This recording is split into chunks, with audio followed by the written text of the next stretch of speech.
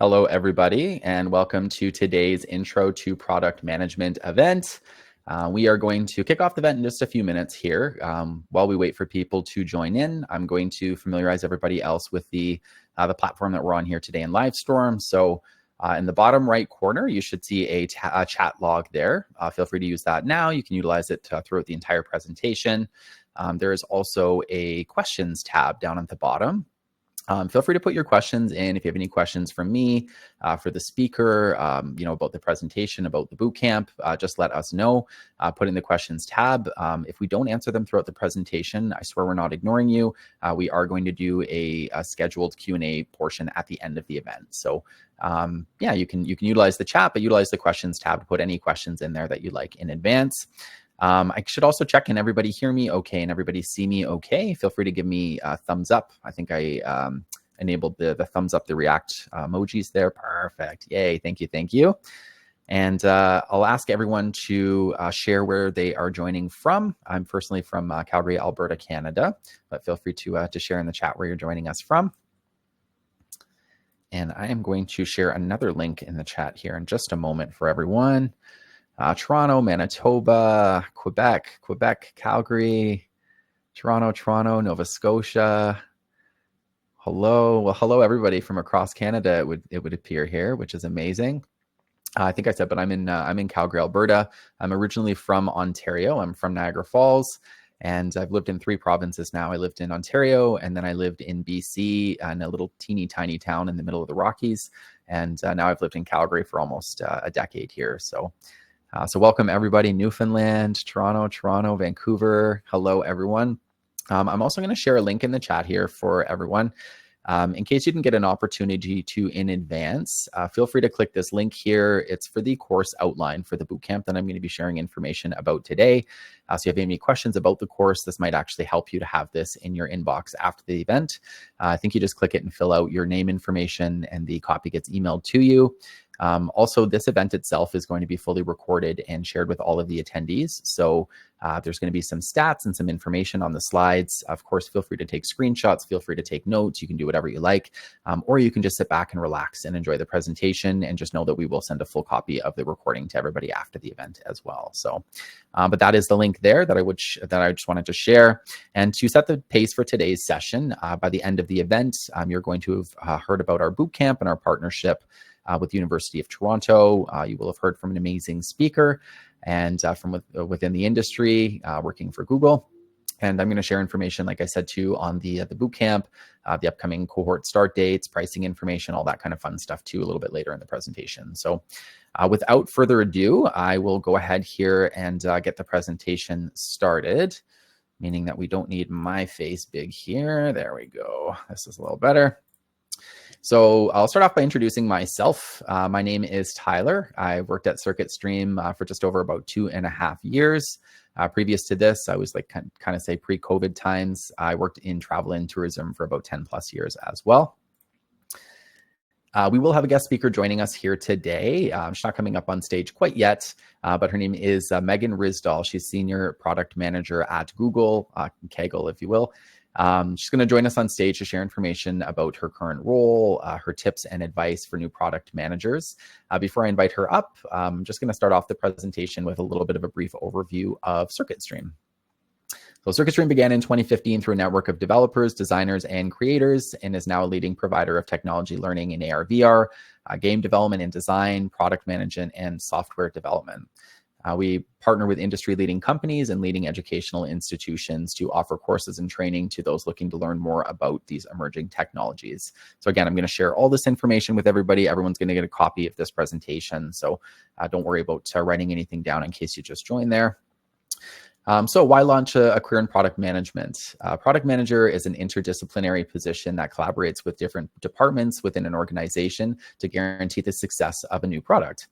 Product managers have dynamic and fulfilling career with opportunities to share innovative products and have a measurable impact on a company's success. On screen here, you can see some of the top reasons why people would choose to work as product managers. Acquiring product management skills in Canada specifically positions individuals to excel in a variety of different industries and contribute to economic growth. With a rapidly growing technology sector and thriving startup ecosystems in cities like Toronto, Vancouver, and Waterloo, product managers play a vital role in driving innovation and ensuring companies deliver products that meet market needs. I'm going to apologize too in advance here if I stumble over my words during this presentation. I did about 50 times this morning just doing my run through and just talking in normal in general. So I do apologize. I'm doing my best here today. According to LinkedIn, in Ontario alone, there are currently over 700 job postings for product manager positions. So, and again, I'll share these stats with everybody here. There are many different titles that product managers are hired for, product managers, of course, but also product strategists, growth product managers, product marketers, et cetera, et cetera. You can see some on the screen here. And the average salary right now in Canada for product manager roles is $109,000 according to Glassdoor in 2023. So up-to-date statistics there as well. The hands-on 21-week product management bootcamp is both online and project-based. Told you I'm going to fumble over my words today. It has 5 hours of live class per week, 2.5 hours of technical bi-weekly career labs, and weekly office hours. There were weekly assignments, in-class challenges, portfolio projects, and students complete a capstone project at the end of the bootcamp. The bootcamp is designed for those interested in learning the essential practices of product management, from strategic planning and feature development to agile execution. The program's comprehensive curriculum is designed to provide a full spectrum of understanding of the product lifecycle, ensuring that you are adept in guiding products from their initial conception all the way through to market dominance. Product management is a great career opportunity with lots of growth potential. This is why we have collaborated with the University of Toronto School of Continuing Studies to offer this hands-on 21-week product management bootcamp. The bootcamp basically takes you from a beginner all the way to being ready to launch a career in product. So again, that outline that I shared in the chat, that is the course outline there for this bootcamp. So feel free to request that. We can send it right to your email.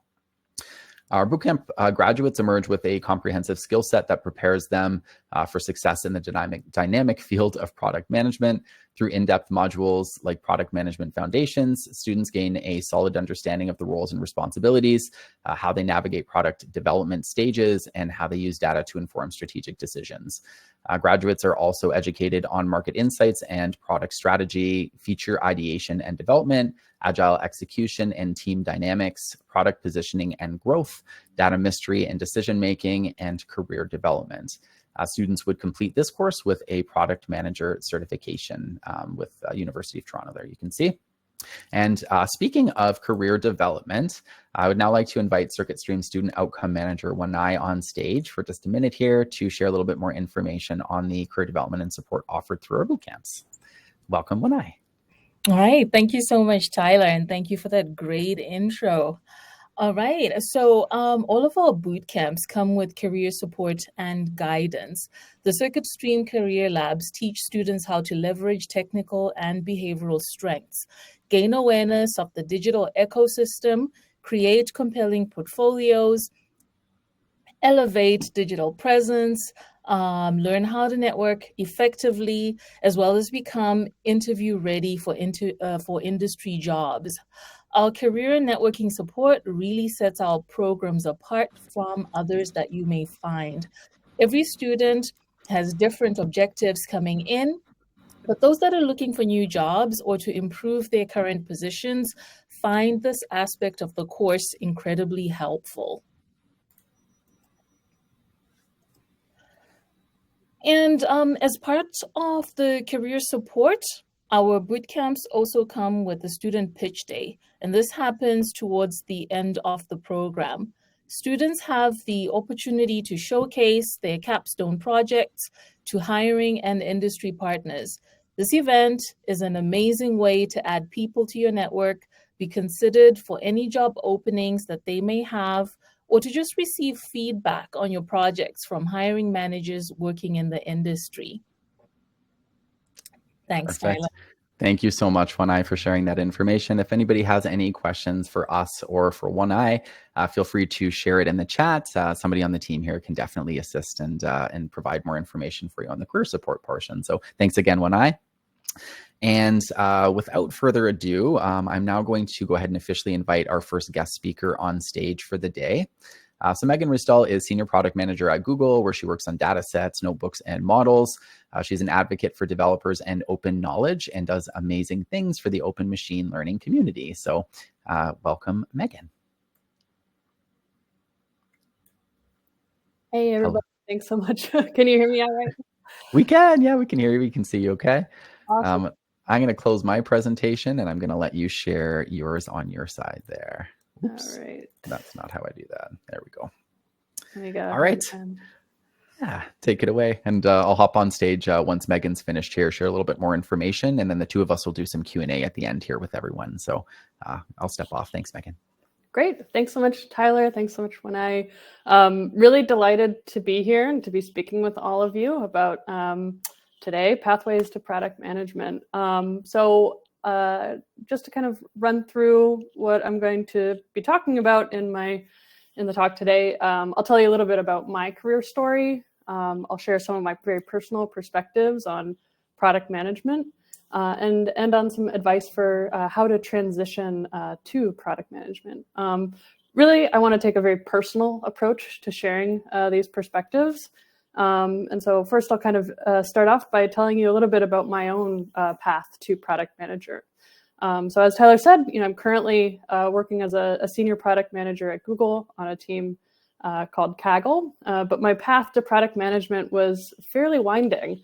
So I actually started out expecting to have a career in academia. So I studied psychology and I studied linguistics and began a PhD in linguistics at UCLA. And this was, in fact, after intending to be a music performance major. So already, even within academia, already fairly winding. But during my PhD and my master's, I really fell in love with data science at the time. So I dropped out of my PhD to pursue a career in data science and machine learning. So my very first job was actually as a data scientist at a boutique market research firm, which was super exciting and exposed me to a lot of different challenges that different firms are bringing to bring market research insights to bear on. But at the same time, I was the only data scientist at this boutique firm. And so I really sought to kind of expand my network in machine learning by joining Kaggle, which is a machine learning platform I'll talk a little bit about more later on. But I started here as actually working as a marketing intern. So that was my first kind of role, which gradually kind of evolved into doing more developer relation engineering. So things like developer advocacy, creating technical content for the machine learning community, and so on. And then that really evolved into, as the Kaggle team grew after we were acquired by Google, into something that looked a little bit more like product management. And then in order to kind of seek more experience on a larger team with kind of more support in the product management domain, I left Google to join Stack Overflow, where I was a lead product manager overseeing the public Q&A platform, and was there for a year. And then about 4 years ago, actually rejoined the Kaggle team at Google, and I've been working as a product manager ever since. And so to tell you a little bit more about what my role looks like right now. So like I said, I work on a team called Kaggle within Google. It's a team of about 50 full-time employees. I work with 2 other PMs, so we're a team of 3. And I'm a key product and strategy lead for Kaggle. I've been on the team, collectively in aggregate for about 7, approaching 8 years now. And I work with a large cross-functional group of folks across engineering, design, research, marketing, developer relations, operations, legal, etc. And I also collaborate with a lot of teams across Google, like Google Cloud, DeepMind, research, and a lot of other teams. I'm really personally very passionate about helping people to transition to product management and other roles in tech. Especially, I've given a lot of these kinds of conversations to folks who are transitioning from academia, but in general, very passionate and very happy to be here. I live in Toronto. I'm originally from the US. Some of the things I enjoy are food. Toronto's an amazing food city, movies, hiking, travel, and I'm also learning Cantonese. So I still have a little bit of my linguistics background and passion. And then just so you know a little bit more about what I work on, Kaggle is a community-based machine learning platform, and our mission is to help the world learn from data.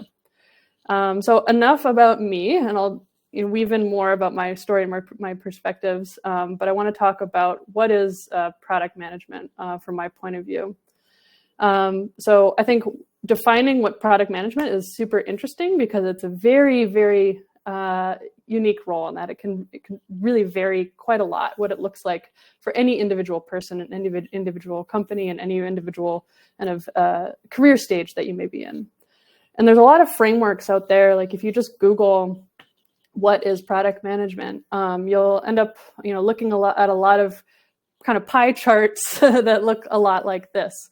Or you may come across a long kind of laundry list of different tasks that roll up under what product management may encompass. You can make attempts at kind of categorizing those different tasks into kind of a schematic that you see here, like strategy and marketing research, business model and financials, product roadmap, etc. But personally, even I find this pretty overwhelming to look at and kind of contemplate trying to map something like this to what I spend my time on as a product manager. And so typically what I do is kind of describe to people how I personally describe my own responsibilities as a product manager. And so I've already said that I work with a team of engineers, designers, and other cross-functional stakeholders. But in my job, I kind of view it as my job to make sure that the product development cycle from discovery, uncovering product requirements, to design, to build, working with engineering, and delivery, working with not just engineering, but also go-to-market, et cetera, and then on through iteration and continued development. And just making sure that this entire delivery cycle is functioning smoothly and creating value for users in the business. But the reality, as I said, is that others that you may talk to may describe their role in a very different way. I think what I like to do is kind of step back and try to boil it down to what is kind of common about product management across all these threads in a way that doesn't require listing out every possible kind of permutation of what it could look like. And for me, this is how I think about it in my job.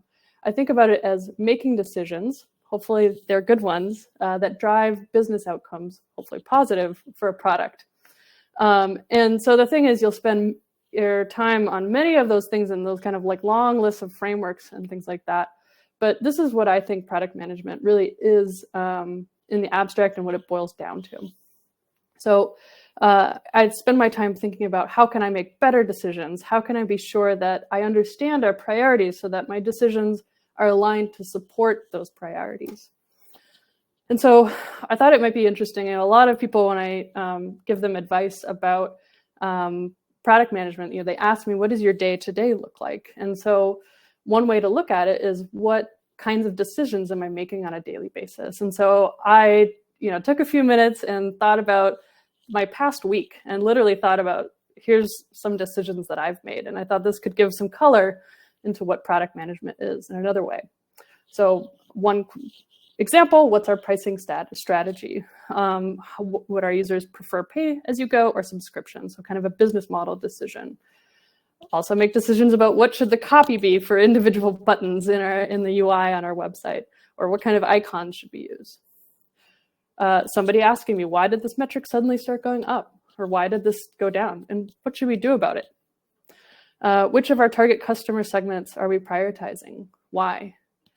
How are we prioritizing our partnership opportunities? What is our rollout strategy and timeline for this feature? That's probably a decision that I made many times in a given week. How should we brand this third-party integration? Who are the right stakeholders to sign off on this? what are our business priorities in 2024? It's definitely, we're in the thick of planning season. So that's definitely decisions that we're making right now are related to planning. Do these KPIs or key performance indicators incentivize the right behaviors or actions for our users? And what are the dependencies for this new feature? That's a very common thing that I think a lot about is dependencies. What's our go-to-market strategy? When should we make a go, no-go call on delaying a launch? How should we respond to an individual user's feedback? How important is it that we fix this bug? Is it urgent that we resolve compute resource issues that we're facing currently? Who do we define as the right set of folks to invite to a beta testing of a new product or feature? A lot of decisions about who should work on which projects, typically working with engineering managers and design managers. So which designer should pick up this project? Should we roll back this risky launch that's currently causing issues with the site? How do we mitigate legal risks associated with the process? And how do we reduce mission critical dependencies that we have on other teams? So you can see it's a huge kind of variety of different questions. Another way to look at what product management is to look at how you spend your time. And so when I think about how I spent my time early in my career, a lot of it was on kind of low-level project management, working with an immediate set of stakeholders of engineers and designers to just ship things. I spent progressively less time on kind of longer-term roadmap and tactics for the team, and then even less time on vision and strategy. So those are typically things that I inherited from my leadership, rather. Whereas now, that I'm kind of further on into my career, 6 or 7 years, this is what it's starting to look more like. It's kind of an inverted pyramid of the same thing. So I spend progressively more time on vision and strategy, less time on roadmap and tactics, and even less on project management. And so kind of the takeaway on what product management looks like is that it really depends a lot. It depends on where you are at in your career, what kind of unique kind of niche you're in, and it's something that you actually have a lot of control over, and you can kind of evolve to your talents and interests. So you could focus more on go-to-market, maybe your talents lie in staying really close to engineering and research, or maybe you'll find you'll love growth marketing, or perhaps partnerships. And I know a lot of folks who work on internal development too. And so I've shared my perspective on what PM looks like for me and how I think about it. But I personally think it's worth doing more of these things, talking to other PMs like me who may be in different roles and different kind of stages of their career, and asking what it looks like to them. And each person will give you a unique insight into a different slice of the PM pie.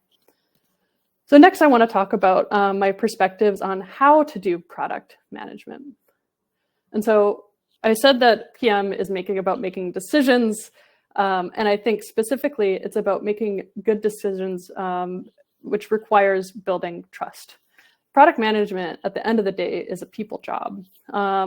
And one of the most important things when you work with a lot of people, whether it's your coworkers or stakeholders or your customers or people out that are the end users of the product, building trust will unlock so much in your career. And I think it's critical to how you approach product management.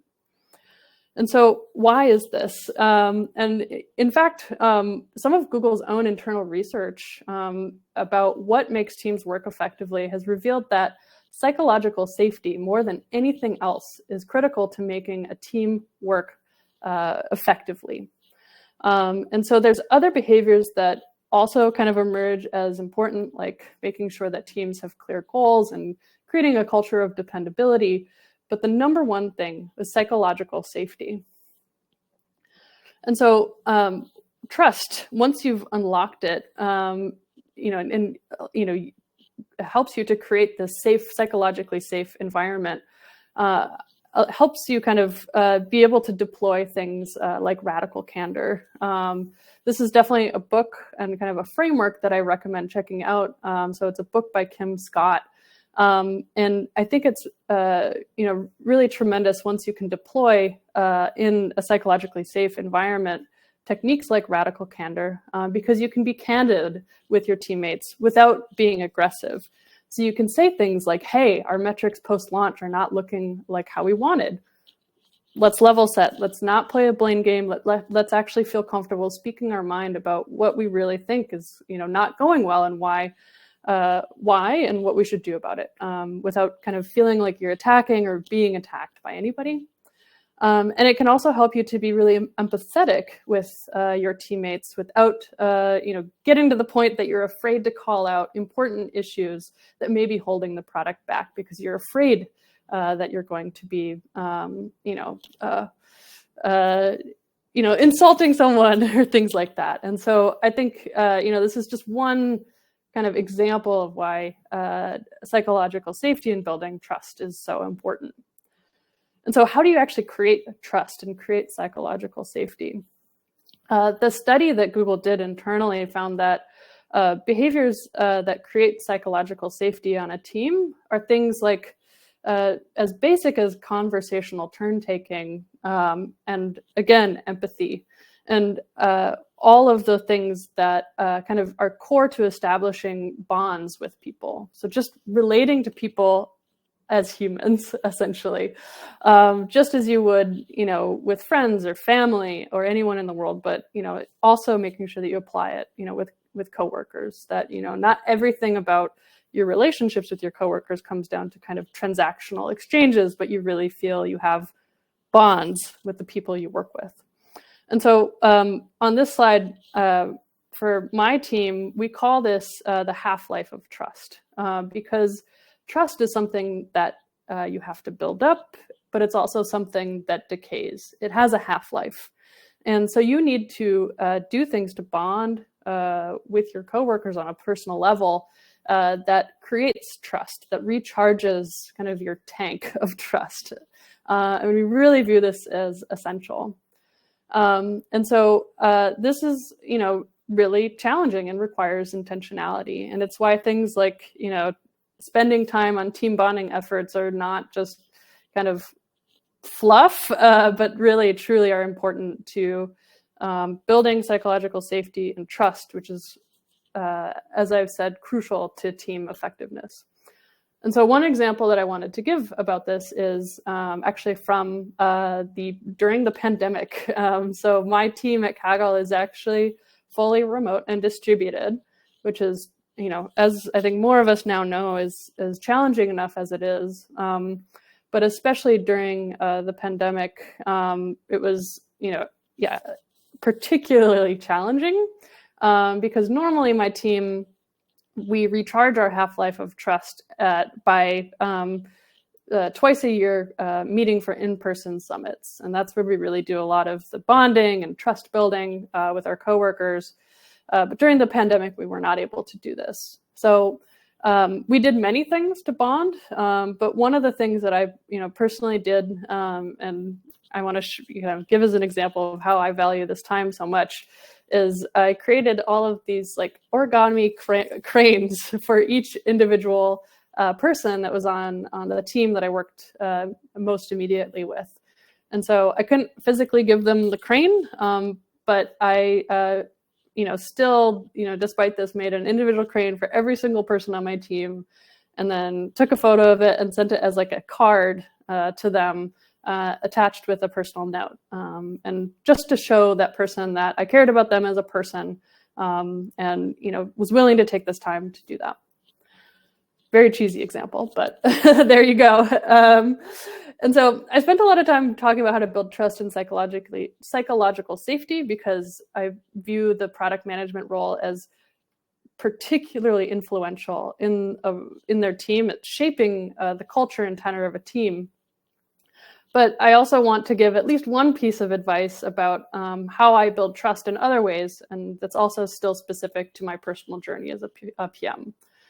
So the background here is that I'm personally not somebody who comes from a software engineering background. I do have technical skills and background in machine learning and data science and statistics, but I don't have a computer science degree and I don't have engineering skills, etc. And whereas at Google, a lot of product managers do come from a background of having computer science degrees, or they may have transitioned from being a software engineer. And I do not think that you need to be an engineer, certainly to be a product manager, but I do think it's important to build technical trust with your engineering counterparts. And so I wrote this blog post now a few years ago about how I approached building technical trust with my engineering counterparts, especially now you can see this is kind of earlier in my career. And I think one of the things that I think is most important is to really just understand and empathize with how engineers on your team make decisions, what they care about, how they spend their time. And to do this, some things that I call out in this blog post are to invest time to learn what it takes to describe architecture and key services of your product at a high level. Reading engineering design docs for fun, so maybe even a little bit outside of your kind of immediate scope of ownership, and especially seeking to really understand the alternatives that they considered in their design and why they made decisions. Asking software engineers that you work with for more technical details than you may actually need, and also asking open-ended questions about decisions they've made. And so now kind of moving on to the last section, I'm just going to end with some really rapid fire pieces of advice.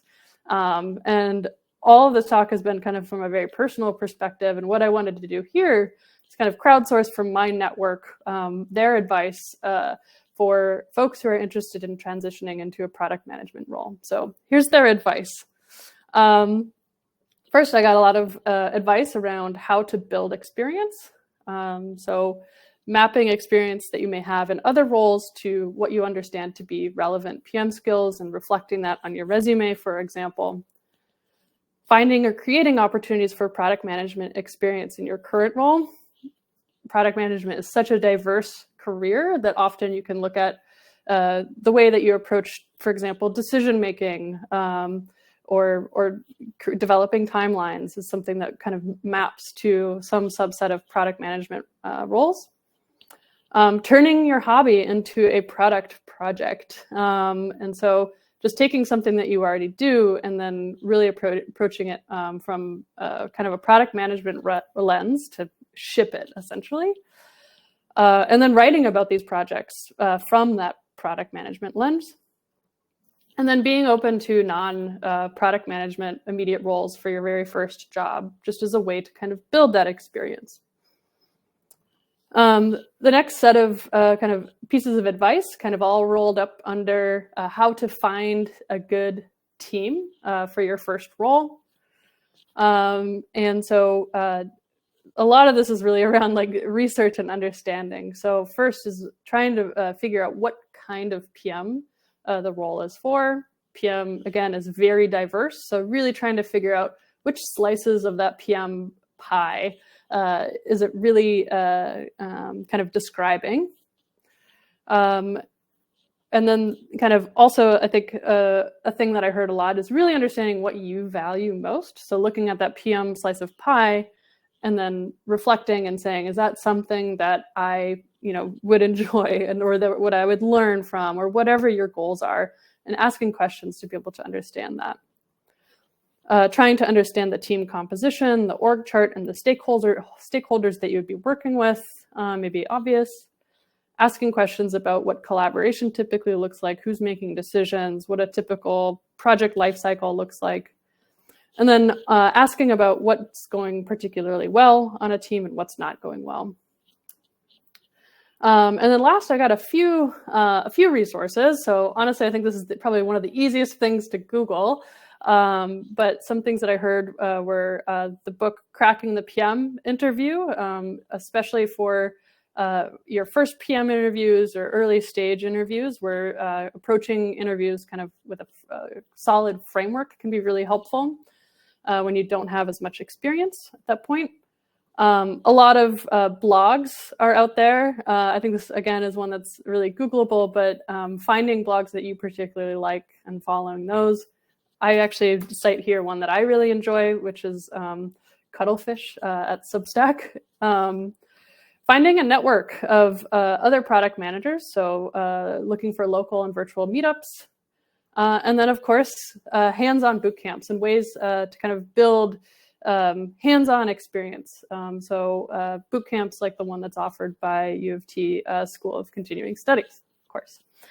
And so that, is where that's where I'll leave off. I would like to say thank you so much. If you would like to reach out, I've kind of listed a few things here where you can find me on Twitter, my email. I have a pretty Googleable name, so you can find me on LinkedIn or my personal website.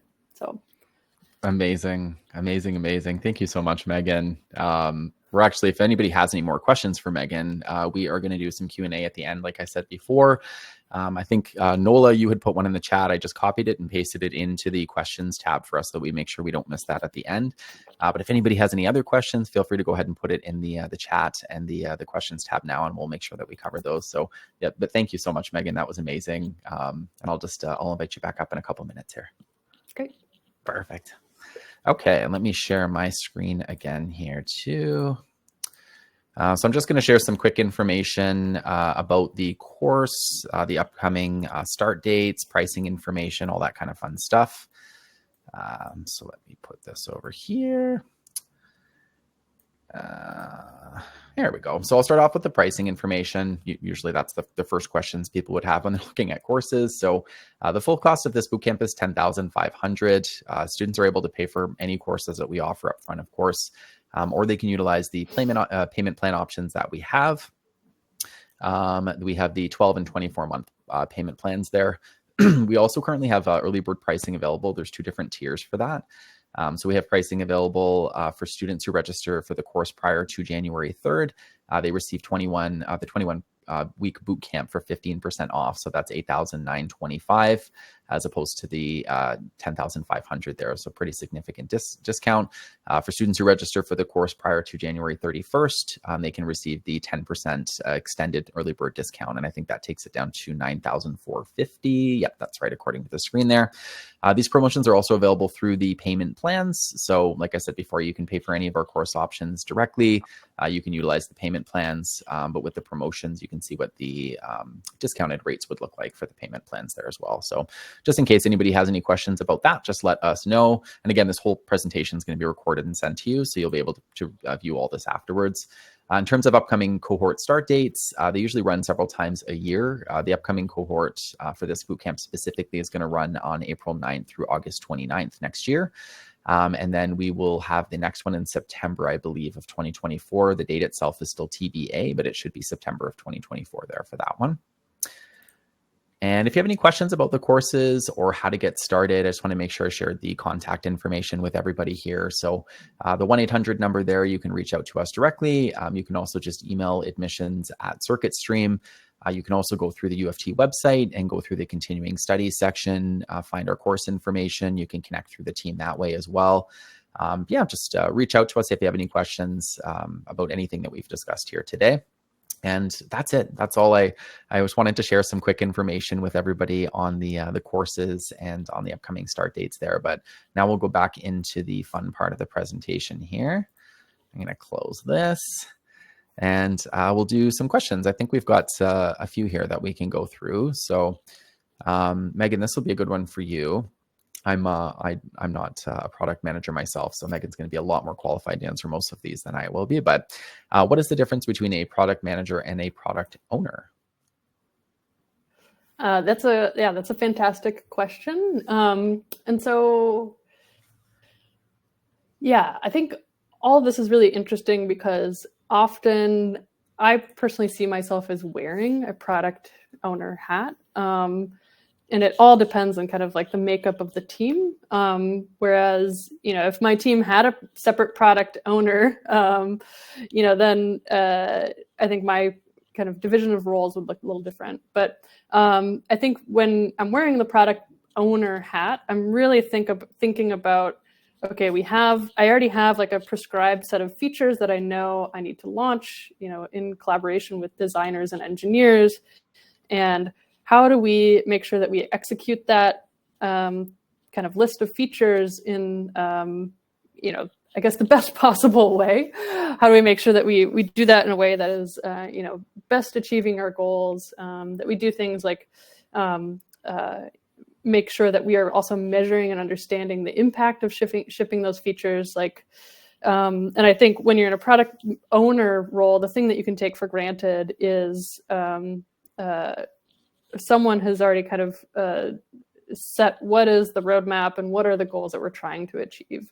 And then product manager, I think, is probably a little bit larger in scope. And so you are doing things like understanding what are the business objectives and what is the right way to achieve those business objectives, what's the right roadmap, what are the right tactics. And it's a little bit sort of like higher level in that sense. Like I think about that triangle slide I had showed that has kind of at the top the kind of what's the vision and strategy for a product. So that's a little bit how I do it. I think product owner, you're going to be a lot more kind of working very closely with your engineering and design counterparts. If you're kind of exclusively focused on that, you might be using like Agile or other kind of like, Scrum kind of methodologies and things like that. You might be, kind of really focused on what's the right way to deliver this product. Amazing. Yeah, this is much more qualified answer than I would have given for that one. So thank you very much. Of course. Yes. Hopefully that answered the question. Nola, if you have any additional questions on that, just go ahead and let us know in the chat there. And actually on that too, I forgot to mention this before to everyone. I am going to publish a poll right now just while we're doing the Q&A here. And there was another one in there as well, asking what industry everyone's kind of working in now.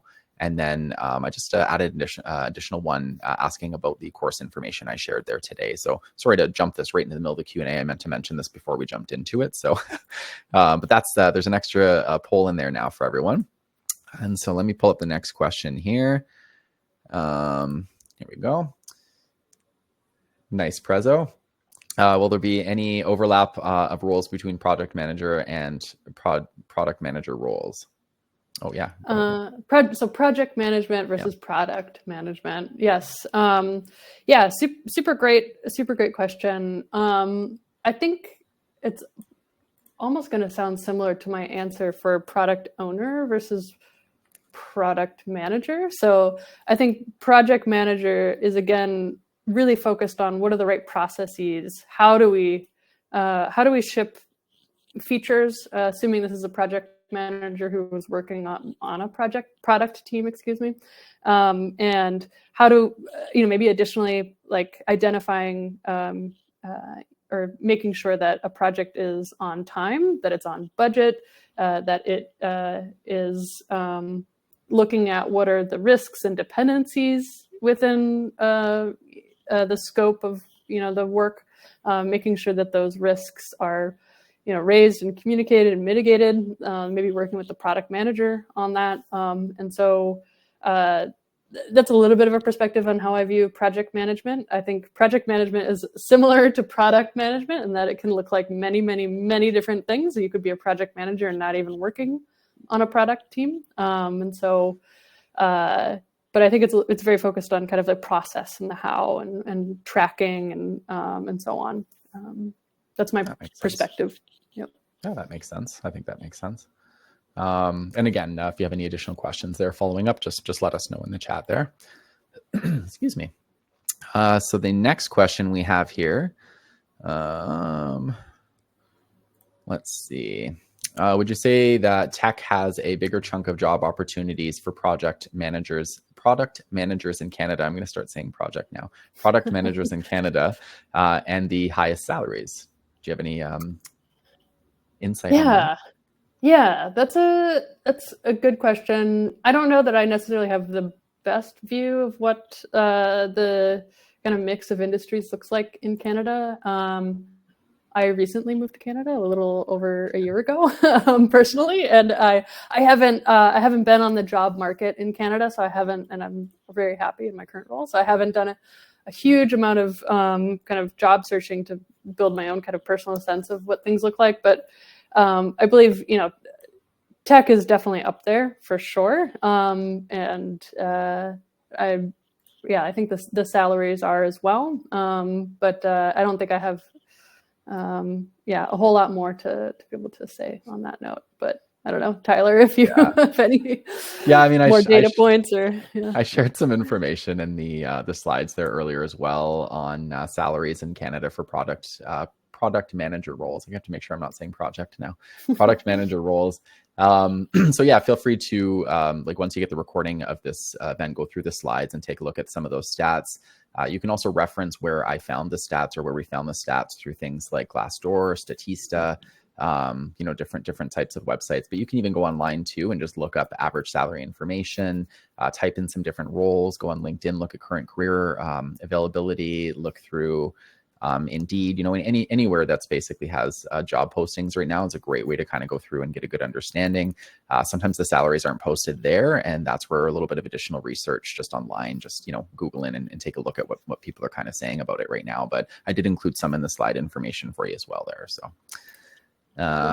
one other thing that go ahead. I thought of too is if you're interested in tech roles specifically, I found levels.fyi to be pretty helpful and I think pretty accurate. So you can get, if you haven't seen levels.fyi before, you can look at a given tech company and then look at kind of the salary or total compensation per company and then per level. So entry level versus kind of more senior roles, et cetera. So that can be another source of data for you. Oh yeah, absolutely. I should always mention that too. There'll be a bit of a tier there. You won't start off in any industry at the top tier and the highest salary. You kind of have to work your ways up to that usually. But yeah, there'll still be information on that for sure. So let's see what we have here.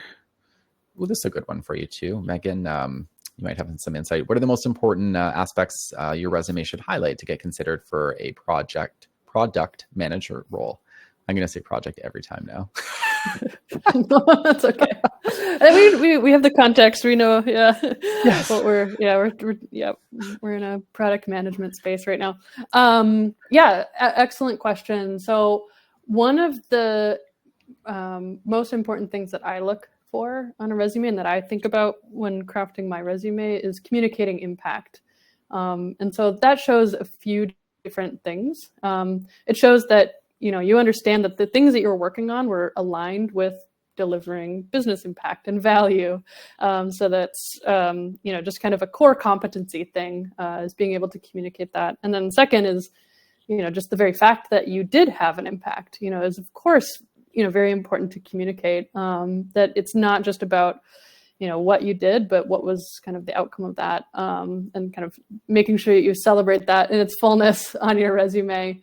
So I think that's kind of what I would say is the most important aspect and why. And then the second is being able to showcase kind of the breadth of your best skills. Like I've highlighted in my talk, PM is a very diverse, it's a very diverse role. And so being able to highlight where you have the most skills and competencies, is something that you should be doing on your resume. And that's something that will give you a lot of power in being able to tailor your resume to a given role. So if you're applying for a tech role versus maybe applying for a non-tech product management role, or being able to understand the role and then fit your resume to that is something that I think you have a lot of control over as a product manager, and something you should definitely seek to do in your resume.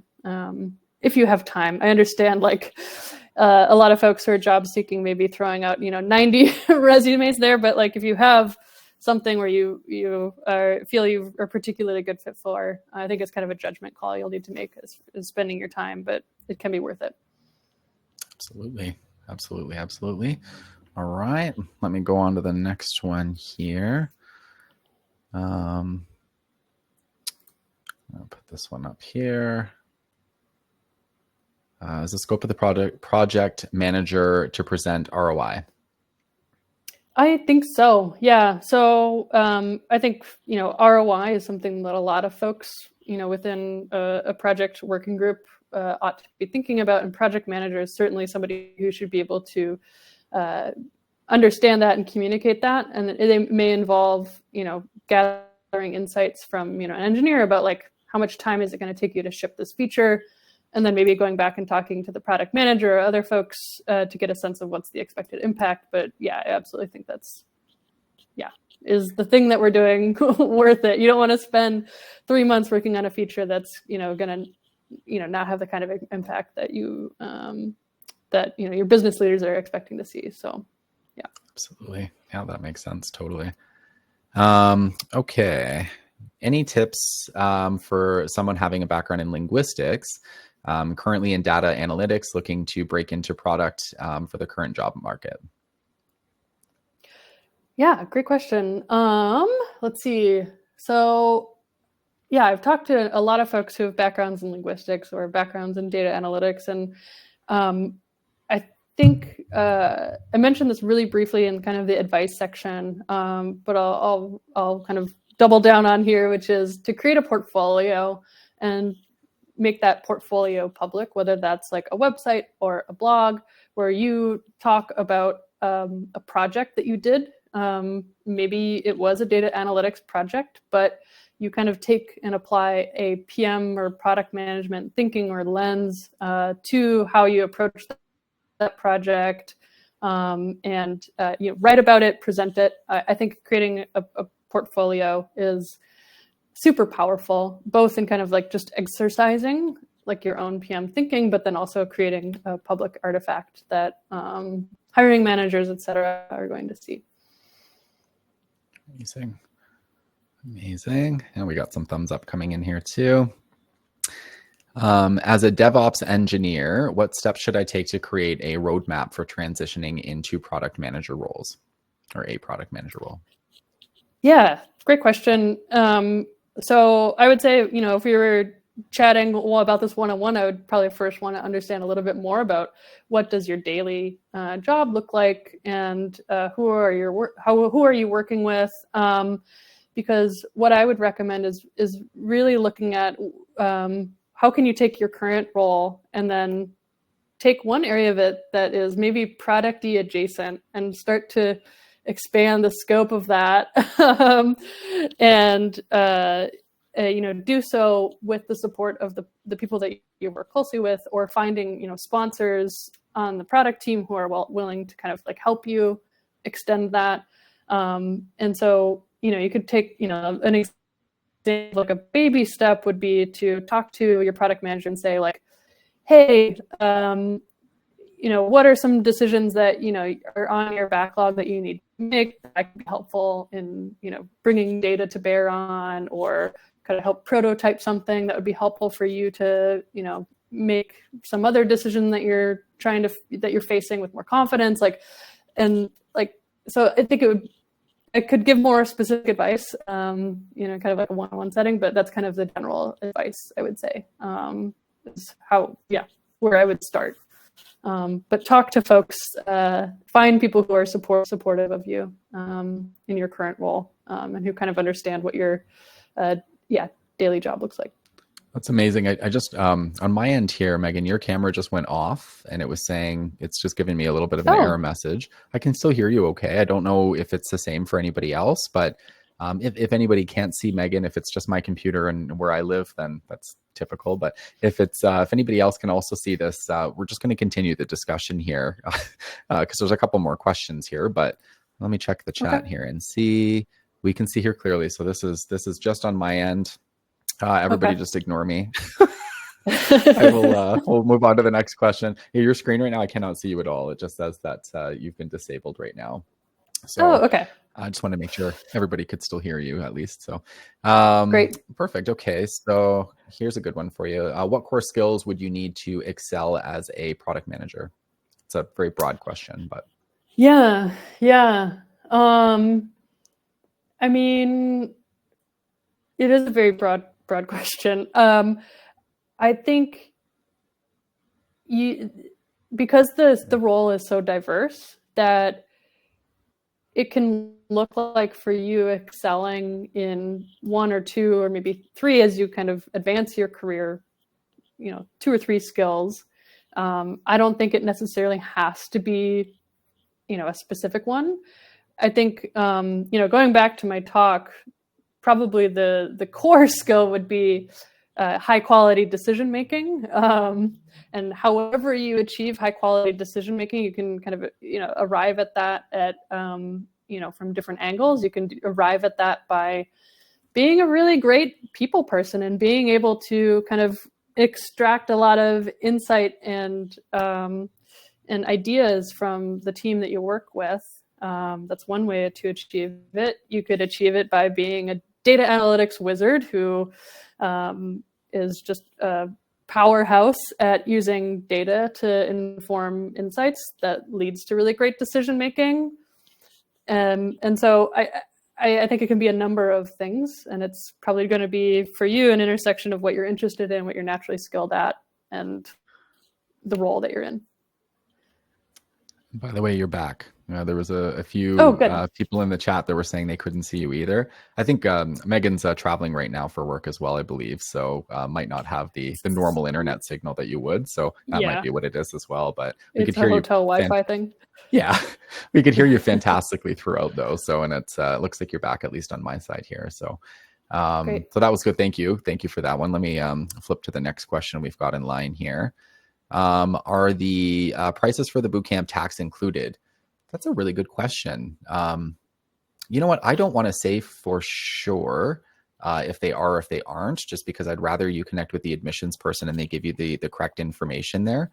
The easiest way is probably just to reach out to admissions and just, they can share all the details for that, the payment plans, the exact pricing, what it would look like, if there are taxes included, what that price point would look like with taxes factored in. So, but just reach out to the team here, let us know. I do apologize. I wish I had that answer for you readily available. I'm not quite sure about that. We also offer our courses in different countries, and the taxes looks a little bit different in different areas. So. But yeah, just reach out to us and let us know, Daniel. We're happy to kind of share that information there with you. I'm going to make note of your name, Daniel, and I'll share it with the admissions team on my side and see if they don't hear from you, if they can at least maybe reach out and share that info with you. So here we go. Is it necessary to showcase the engineering or technology expertise backgrounds only to being into product manager role? Hang on, let's see if we. Is it necessary to showcase the engineering or technology expertise? Oh, can be PM with strategic and delivery exposures. Do you understand that one, Megan? I'm not fully certain how to answer that question. Is it necessary to showcase the engineering or technology expertise backgrounds for a product manager role? Delivery. Could you, for who put that question in the chat here, Kabir, would you mind maybe rewording that a little bit? Just clarify a little bit more what you mean there. We're absolutely happy to answer. We just not sure that we're fully understanding the way that you worded that one there. So, and Kabir, if we don't answer this during, or if there's anything, just please reach out to us afterwards. We're happy to connect with you. I want to make sure I get an answer for you there. Yes, that's a great question. This is perfect, actually, because it just allows me to share it again. But yes, I mentioned at the beginning, but this whole session will be fully recorded. So just by registering today and attending, you'll get an automatic email after the event has finished. We also have a YouTube page through Circuit Stream. So if you ever, for whatever reason, if it went to your junk mail or you accidentally deleted it, or some life happened and you just couldn't find the email with the recording for this event, just go to YouTube, type in Circuit Stream, go to our main page, and this event should be loaded up there by tomorrow. Okay. Would a 5-year maternity break, career break, affect a resume? Short listings, interview calls after completing any focused course? Yeah, this is a fantastic and important question. I want to caveat that I don't have personal experience and haven't personally kind of been in a situation where I was contemplating this. So I would say tentatively it doesn't need to mean that there would be an impact. But I would highly, highly recommend connecting with folks who do have personal experience with, either 5-year break or maternity leave, extended maternity leave or paternity leave, et cetera, to ask for their perspective. They're going to be able to give a lot more relevant insights. So apologies, I don't have a ton of experience with this, but. Yeah. Okay, and then let's go. I think we've got one more. Let's see here. In your first job as a product manager, what should your first 30, 60, 90... When I read that in advance, I was thinking that was all one number. I didn't see the commas, and I was like, what? So what should your first 30,000 days? Yeah, I was like, that's an aggressive question. What should your first 30, 60, and 90 days look like, and what can you do to stand out within within that time frame? Yeah, this is such a great question. I think this is an important thing to be considering as you're entering your first job or any new job, honestly. And so I don't know if this is like an exact 30, 60, 90, but how I would approach kind of a first phase in a new job is to really just like understand. The key word is understand. So understand the people that you're working with, the problems that you're solving, understand what's going well, what's not going well. Make sure that you understand the business priorities, et cetera, like really just understanding and observing. And in the second phase, I would really focus on building trust. So I talked a lot about how important trust is as a product manager.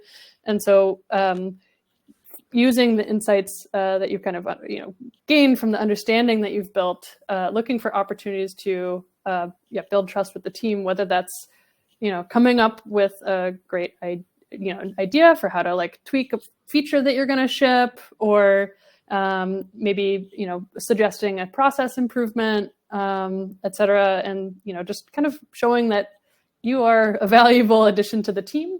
And then last, in the kind of like third phase, whether that's 90 days exactly, I don't know, but really starting to show impact. So scaling the things that you've kind of built up from those first two phases of understanding and building trust, and using that as a base to start doing that at scale for actual kind of like business impact. So that's how I would think about approaching, the first 306,000 days of kidding. Oh, that's great. 30, That's 60, great. 90 days. Yep. Great advice. Better than what I would have given had I read the question wrong the first place, the first time around.